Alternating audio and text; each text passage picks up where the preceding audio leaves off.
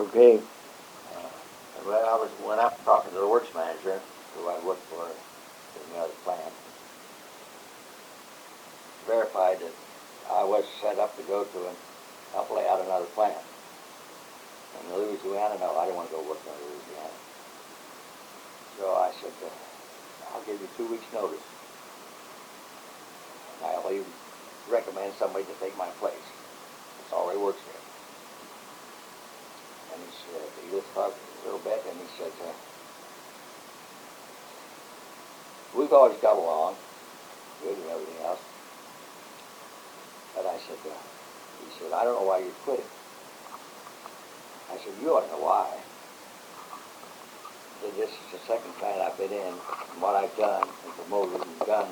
Why wasn't I promoted to more than an electrical foreman? And he says, maybe I should never tell you this, but the International Harvester rules are, if you don't have a college degree, you can't be any more than a foreman.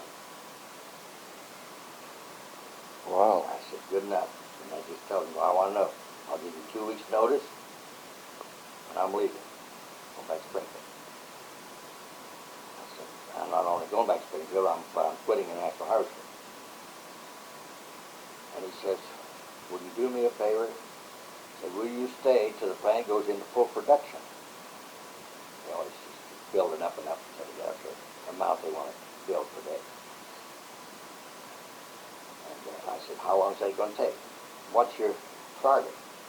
At that time I didn't know what the target was. It's changed it many times. He said, 7 more weeks. We hope to be in full production. I said, okay, I'll stay if we go for production. But if it goes very much over 7 weeks, I'm not going to stay. The 7th week, I went up and talked to him on a Thursday. I says, how near are you to this 7 production schedule? He said, we're going in full production Monday morning. That's the class. I said, okay, I won't see you anymore. He said, well, he tried to talk me out of leaving, but I said, no, I'm going home and probably start my own electrical business. I said, I'm not sure what I'm going to do, but that's what I have in mind right now. I said, I've more or less wanted to ever since I got out of high school. So at the end of the 7 weeks, I left that Friday night and came back to Springfield. Where did you start up in Springfield? Right in my home on Columbus Avenue, and I was there until I quit. I started my... Now, where'd you start up your business? Where I lived on Columbus Avenue. Oh, right there. I put this house, yeah, I see. put an office up in an unfinished bathroom. Uh-huh. And used the basement. Of course, when I first couple of years, I didn't do very much. Yeah. I didn't need very much space, really. Yeah. So that's where I started. But that's the end of the chop-off till we go into business. Okay. Okay, well, I'll give you... we'll shut her off there. Barb, the next session was done on March 9, paragraph. Okay, we're on. Tell me something now about how you operated a one-man business out of your home and what kind of success you had.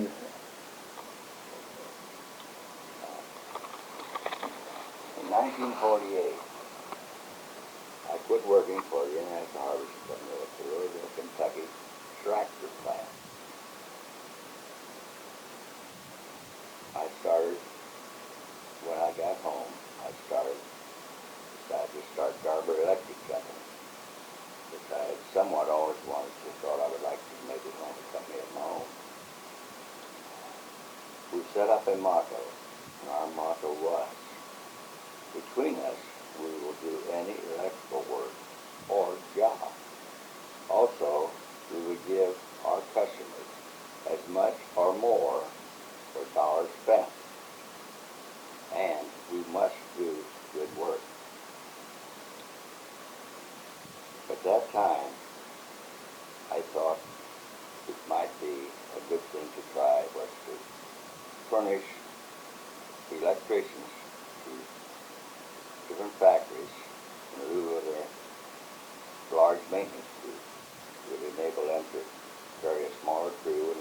needed people, we would furnish them. But I guess I was too far ahead of my time. So, in order to start this business, I had to get a license to be an electrical contractor in the city of Springfield and Park County, which were not too hard to obtain if you had knowledge of doing electrical work. You'd want somebody to just pick it up and do nothing about it. Otherwise, it was very cooperative. And a couple of occasions I did serve on the building committee, which covered all facets of the building industry for the city in Springfield.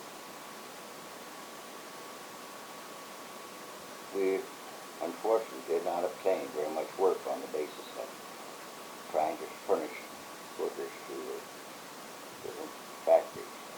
Now, when you say we, who do you mean? Was it somebody working with you? I had one man working for me at the time, and my wife also helped through the bookkeeping of the building. So it had become indirectly 3 people, not 1. Were you still in the union? I was agreed to do and hire union help. In other words, I became a union contractor and was only employed union help and had a certain jurisdiction that we could work in. The jurisdictions usually came halfway between where the other union is and your place of business. In other words, we could go to London to work if we couldn't go any further. Columbus took over that. Our only place we really got squeezed was Yellow Springs, because Dayton took it over. But we had very little trouble and very good cooperation from Dayton. As long as we told them we had a job down there and we were going to use our own help, as long as they were aware of what was going on.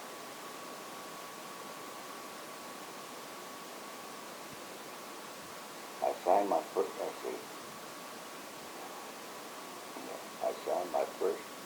Was louder. Okay.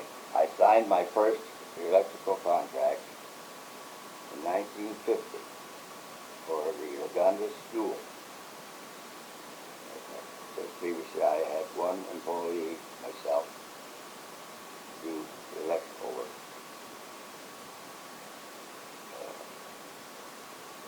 After that, in 1950, I signed the next electrical contract. We went practically 2 years, but it took us about 2 years to finish the first Uganda school. So we were, in the meantime, we were starting to pick up a few little jobs here and there. In 1950, Now, the Laganda was a new building, wasn't it? That's what took us long. New building, Yeah. New school. Out on by the Oakville home. Yeah.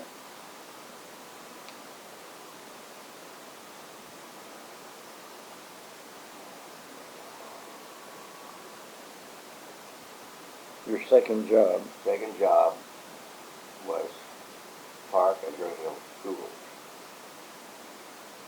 About the middle of that job, I had a severe auto accident and was unable to work for over a year.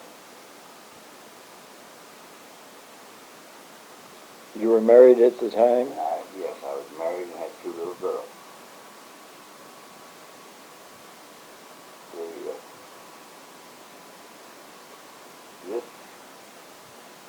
We discussed this with my wife and I and some other people for advice, that I had no business trying to operate an electrical business and really signing contracts like schools or factories or somebody to do a job. Nobody to back up to take over in case something happened like it did happen. So, due to that, I formed Garber Electric Incorporated. Transferred my license to the city. There's no problem.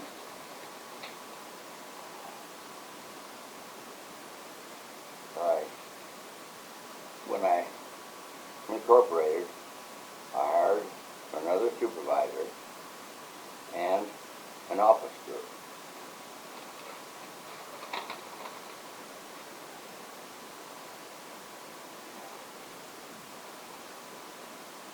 During our years of business, which maybe this was right and maybe it was not by the way I wanted to do business, we did not solicit any work from any of our competitors. I've heard since this is just something that never happened. That was my theory, and in the end worked out fine. We started after when I got back and got incorporated, we started at Anbay because of this. A lot of people over town knew what had happened because I and my wife and my daughter was the first air ambulance patients that were brought back to Springfield. This was pretty cheap publicity. And a lot of people found out about me that never maybe knew anything before. Where was the accident? The accident was down halfway between Louisville, Kentucky and Cincinnati. They took us back to Louisville where my sister lived, fortunately. And they gave me no chance to live for 4 months. This is the reason, as I said previously, was so important that I didn't want to operate a company again. I thought I owed my customers more than trying to do it on a loan basis. Did you have disability insurance? No. But I did have company insurance, which and was very fortunate. The city, behind the scenes, not officially, suggested that all companies should carry some kind of insurance for their employees. Although the union also did the same thing, but that didn't do any good for the factory. I mean, for the company staff. So we had a pretty good size coverage from an insurance standpoint, which was a wonderful help. Because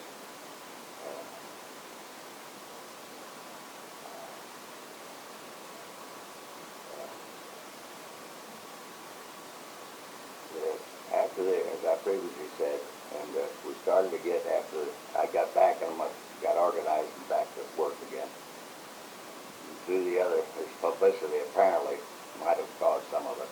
We started to get requests, bids on work from factories and public works and so forth. We even obtained work from general contractors, which was considered a nice way. We worked with such contractors as A.B. Samuelson, Arrangement Construction, Fry Construction, and at that time they were 3 of the larger general contractors in town.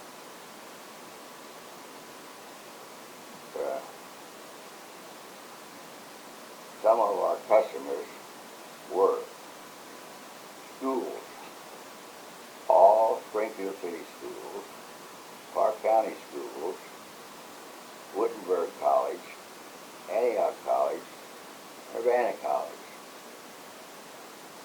churches, Covenant Presbyterian Church, High Street Methodist Church, First Lutheran Church, St. John's Church, and the Fairborn Presbyterian Church. Factories, Patent Manufacturing Company, Wicca Piano Plate, O.S. Kelly Piano Plate, Robertson Sign, Bauer Brothers, White and Wood, Kelsey Hayes, Cable Manufacturing, Greenfield Machine, Robbins and Myers, Cascade, Leffel Company, Buffalo Road, International Harvester, Springfield Manufacturer, Moore's Lime Company, Vine and Groom, News and Sun, Springfield Post Office, Liquid Carbonic, Hospitals, Springfield City Hospital, Mercy Medical Center in Springfield, Mercy Medical Center in Urbana, and the London Hospital.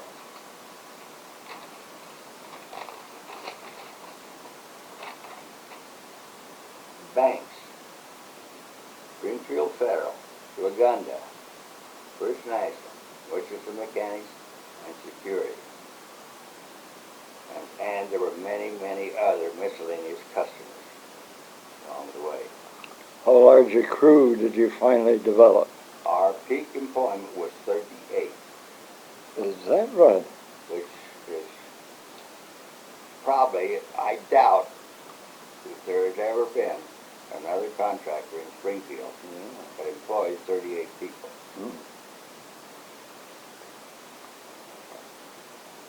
After working 55 years in the electrical industry, I decided it was time to retire or go back to school due to the increasing of the computer age. In 1982, I turned Garber Electric Incorporated over to two of my employees, John Gray and Nancy Shea. And where did they operate from? They operated at the beginning in a residence and the same buildings for about 2 years after I retired in my home. I'm there by myself, so there was no problem with them operating out of there, and they stayed there for a couple of years. Nancy Shea only lived about a year and a half after the two of them took over. John Gray still operates it, along with his family. What name does he operate under? Still under Garber Electric. Very interesting. Now, about your family at that time, I understand that your wife was quite ill. Oh, yes. In a serious accident we had on our way home from Florida, we had stopped at my sister's in Louisville, and the next morning we got up to go home. And it was a little foggy. The last I remember, I was following a big bus. I don't even know. I think it was a Greyhound, but I'm not sure. And there I had been told, which I know nothing about, no memories of it, that it was a head-on collision. That's all I've ever told. My wife had permanent brain damage. Her legs were crippled up pretty bad, and her one arm was crippled up pretty bad, and she, unfortunately, never returned from that permanent disability and lived at the IWF Home Hospital for her last 35 years of her life. We had tried to hire help to come in, but about the time you thought you had somebody, the next morning they called up and you had no help. And we just couldn't put it out of time. She got very belligerent at times. She pulled a butcher knife on me a couple of times, and one time slit my shirt open. That was getting a little too close. Wow. And I didn't realize it, but since I have found out that people that are in that state sometimes are 2 and 3 times as strong as at times as normal people. So we unfortunately, between us, and my sister lived next door.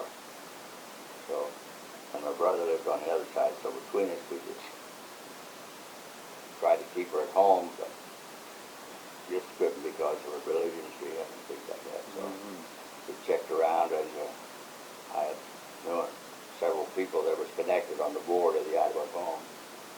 And so we decided to take her out there, and she remained there the rest of her life. It was quite shocking at her death.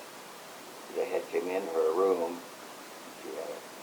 We had made arrangements since she was there so long to keep her in a room by herself in a hospital. There wasn't anybody else in with her. She just didn't want anybody with her.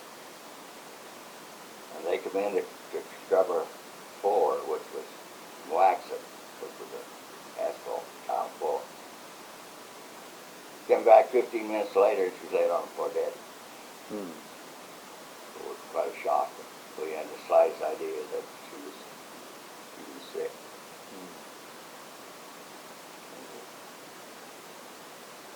And then later, What year was that about? 1952, I think it was.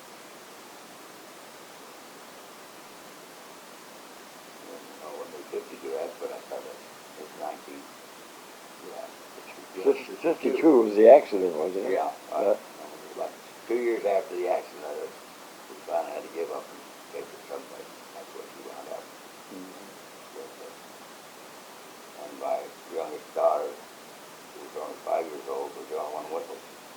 The other two daughters they didn't want to get out of sleep and take off so much time to go to school. There's a broken leg, so she went to live with my sister and lived there most of the time until she got married after she was college. So you had 2 or 3 daughters? I had 3 daughters. Oh. All went to Ohio Wesleyan University. And since they went there were 6 more that went there out of my family. There was a total of 9 of my family that graduated from Ohio Wesleyan University. That's quite unusual. That's, as I understand it, it's quite unusual for that many. Okay, let's talk a little bit about business in Springfield and Clark County.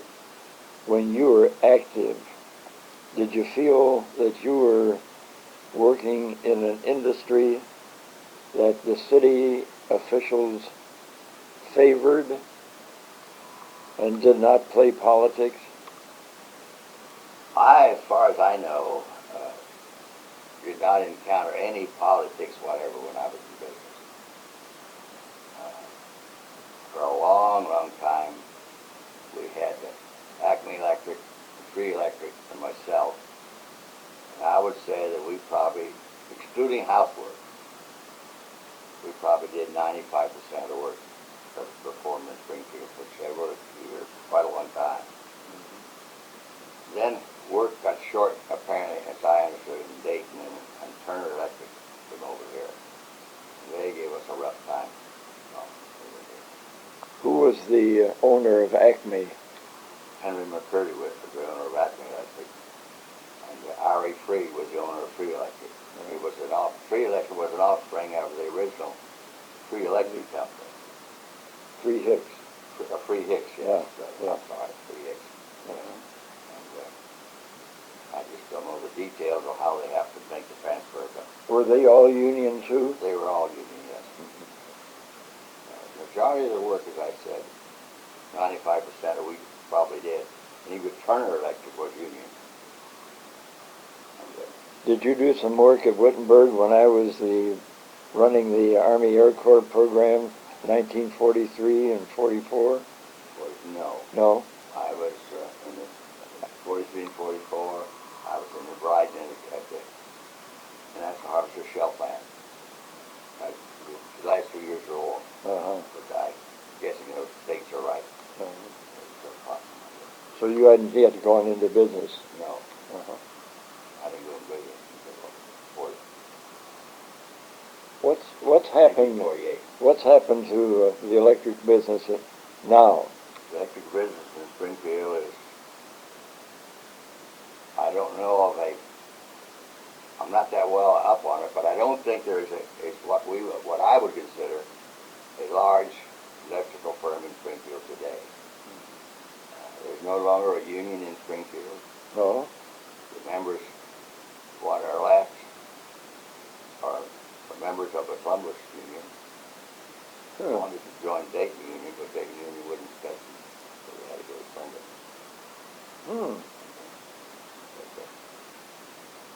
Electrical work, as I understand it, at the present time, there's over 100 contractors in Springfield. Wow. So that would be one of the reasons why there are probably no big contractors, as I consider. Competition must be awful. That's Apparently, yes. I don't know much about it. Yeah. But how things are going. But I know the John Gray, who took over my company, he's not doing very much. And, he said competition was just too rough. And I couldn't subsidize a company. Or semi-subsidized. Do you feel that Springfield still offers good opportunity for a small operator, or do you think it's cutthroat? My personal feeling is that there is very little cutthroat. I think the competition is very keen because everybody's, whether there are one or two or three people in this company, or operations still want to get some work. And consequently, and there's not near the dollar volume of electrical work now as there was most of the time I was in business. How did a fellow like Bishop operate when he built out of these condos? He would, as I understood it, I knew him. I knew him to talk with him. Because we never did very little housework. As far as I was concerned, pretty well been substantiated. You make a living doing housework, but you won't make any money doing housework. Back when I started back trying to self-educate myself, like the EC course I took in the National Business School and electrical engineering, I'd hoped to be more than just earn a living, maybe. In fact, one thing I might, which is common to anything, you leave this in or take it out. When I was in the children's home, I was in a dormitory with 40 boys in it. That's in Tiffin. In Tiffin, Ohio. There were 40 boys on the second floor and 40 boys on the first floor. And I'm very thankful that very few people who might read this never had to experience living in a children's home dormitory. Not that it was that bad, but it's definitely a different type of living. Yeah. And I was very wonderful to be in as good a children's home as it was. It was very wonderful. And when did it go out of business? Oh, I think 1940, I think. It didn't go out of business, really. The Child Welfare Act or something, that may not be the right name for it, Yeah. took over, and there was the need for children's homes practically way down to maybe 10 or 15% of what it was at one time. So there wasn't any need for these type of places. And, but I would like to go back and finish this information about what statement I had made laying there in bed after they turned our lights out at 9 o'clock. Naturally, once young boys would lay there and talk about different things for a while before they go to sleep. Yeah. And we had a family up in Tiffin, Ohio, that came out on the weekends and got 3 or 4 children, mostly girls, barely any boys, and take them up to their house for a weekend. And everybody had an envy because it was the ones that got to go. Yeah. So something came up and someone said something about this family that was coming out. And he bring out a couple Cadillacs and pick up some kids and take them back to their home on weekends. I said, well, I don't know what you have any thoughts of what your hopes are or not. But I said, one thing, I hope to see all of the states before I die. At that time, there were 48. I said, I also remember that at that time, we had $1. I mean, we were rich.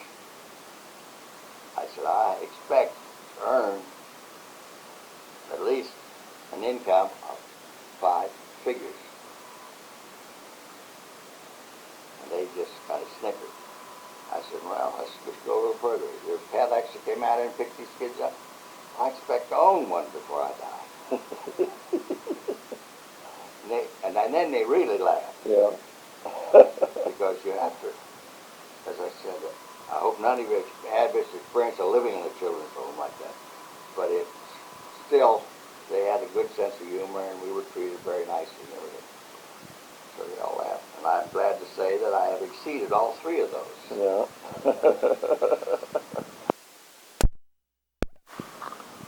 You took official retirement now in what year? 1950. I think it's 1950. What have you been doing since? Working harder than I worked at times before I retired. Like what? Oh, it's just mostly outdoors. Working around outdoors, and people want you to do this or do that for them. And you had a lot of friends at that time. And I had a lot of friends. And of course, at one time, before we had this accident, a bad accident, my wife used to get on me about going and helping people.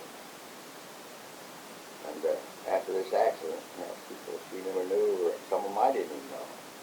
They came in and cleaned the place up, mowed the grass, watered, did anything, all kinds of work. All kind of people showed up doing work.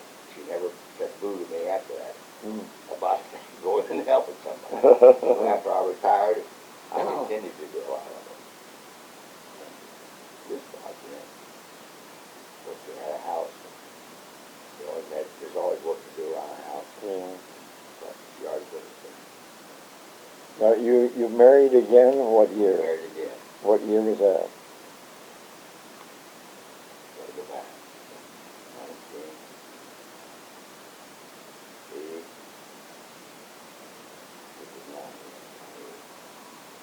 1988. When did they start here? We started here 11, almost 12 years ago. Yeah, almost 12 years ago. But this was Oh, you started 10 it? years ago. We got married. It was in 1988. It's either 88 or 89. I'd have to look up the marriage license. And when did you move in here?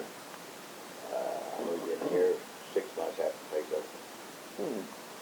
We, as far as I know, are the only couple that's ever been married here. Oh. We were married in the shop. Uh-huh. I have never heard that story either. And now you have, what, 2 daughters or 3? I have 2 daughters with me. And where are they? One is in Cairo, Egypt, and one is in Philadelphia. Cairo, Egypt, doing what? She's with the Amazon Oil Company. In the process of trying to sell countries natural gas. From Egypt, there's a tremendous amount of gas in it. They think, or they say. He says, well, we're pretty sure there is, and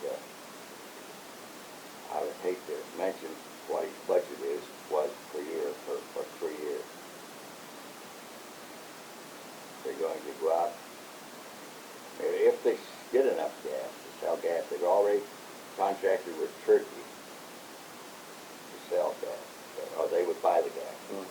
They've also contracted, and he feels here last time he was home, that Israel and Jordan will both buy gas. To do this, they must collect the gas, build pipelines to collect the gas,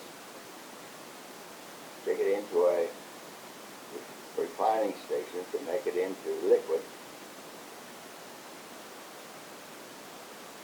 and their present thinking is that the refining plant will be built in Israel or in that area. So the little pipeline to get the liquid, pipeline is liquid, not liquid, the regular natural gas over to Israel, and then they will turn liquefied. And when it's liquefied, any country or a certain area that they agree to contract to take their gas, they got to build a plant to reverse the action, put it back into natural gas, so they can be used there. And no, I don't think there's any oil companies are involved in any. We're really the only one. Of course, now it's British Petroleum Amoco. Yeah. And what's the other daughter do? Nothing. Oh? Her husband is a Where? in Philadelphia. Ann was my oldest daughter. Her husband is in the advertising promotion business. He actually promotes and works with people trying to start new businesses. They spent 6 months last year in Latvia teaching the Latvian people how to try to start new businesses and sell new products. And he was considered a Fulbright teacher, not a Fulbright scholar, a Fulbright teacher. They make that, in some ways they emphasize that he was a Fulbright teacher, not a Fulbright scholar. He said it was wonderful to see how these people, younger people, would come in and how interested they were in the classes. Even though he said it was pretty hard to work with them, even though most of them could speak English. But it was a wonderful experience. Well, you've had two interesting careers to follow in your daughters. Yes. Yeah. Well, my other daughter was the one that died, was born. She was with the Frozen people.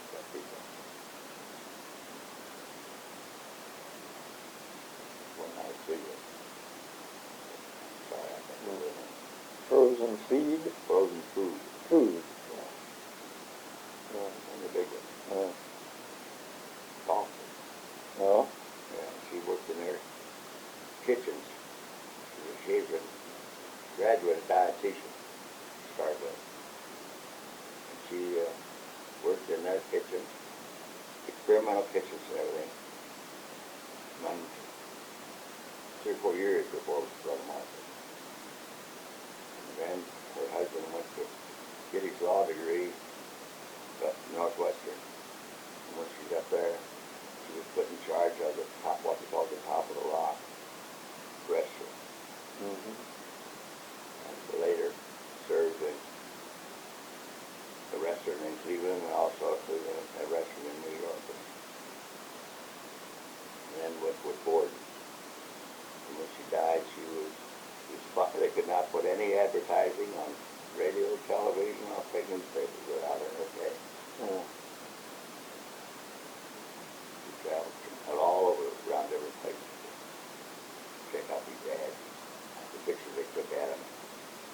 I was surprised to find out how many things that they used to do that was illegal, advertise pictures of food and stuff. So that was one of our hardest jobs, was to try to keep them not making something look like it actually wasn't. Yeah. To be there. Yeah. Well, Wilbur. She dropped over dead. Another one. I've had 2 experiences, bad experiences. But she had been in High State University Hospital, and they checked her all out. Filled her full of morphine, and she said, I told Mike, she said, I've never been in hell any better in my life, I don't think.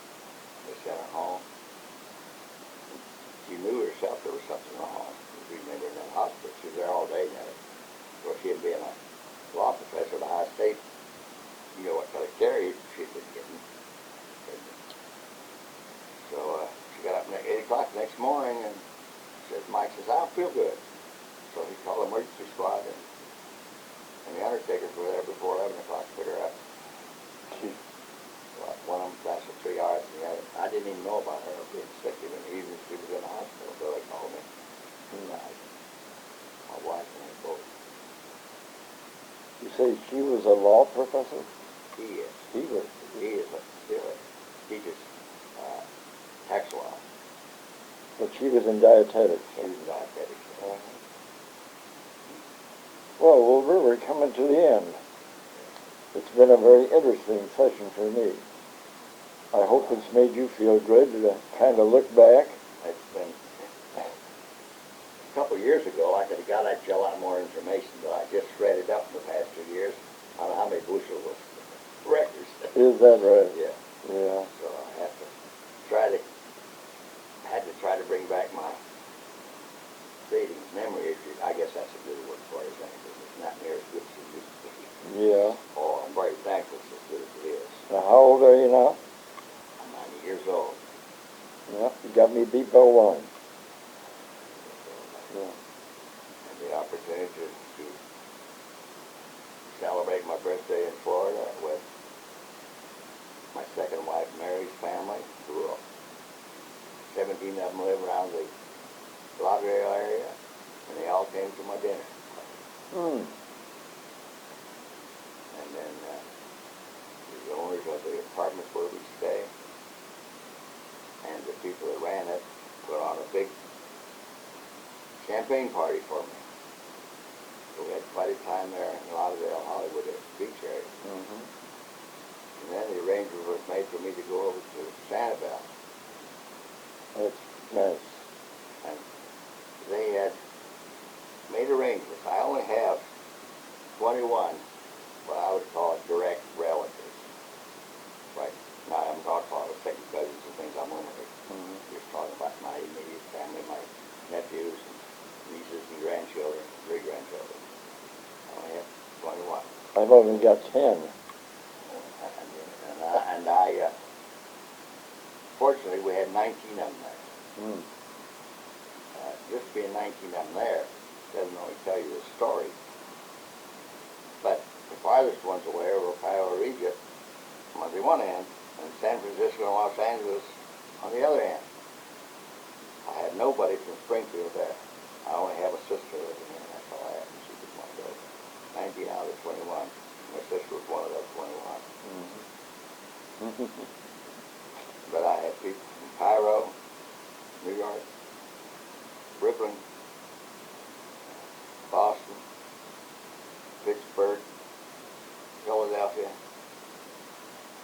Columbus, Duluth, Minnesota, Santa Fe, New Mexico, San Francisco, Los Angeles. That's the party.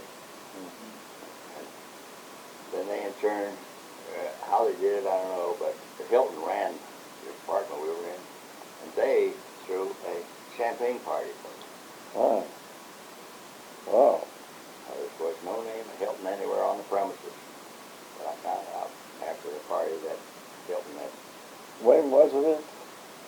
in November last In year, November? Your 90th? 90th birthday. Uh-huh. Great. Well, you've had Well, an we're pretty well celebrated. you've had an interesting life. I've had an interesting life. My first 20 years, I hope nobody has to go through Yeah. what I went through for 20 years. But it still was, I can go back and see things which were very interesting. And for the record, I want to commend you for the job you do around Oakwood. As our chief gardener, you're doing a great job. I just, as I said, a lot of my time has been spent since I retired trying to work outdoors and working for other people. So we got a combination of both here, and I enjoy it. Yeah. Well, thanks a lot. Probably helped me to celebrate my 90th birthday even, maybe. Who? It may have even helped me to be able to celebrate my 90th birthday. Right. Getting out in the yard, Right. outdoors. Yep. I don't know, no one knows for sure, but it hasn't hurt me any anyway. No, you did a lot of good.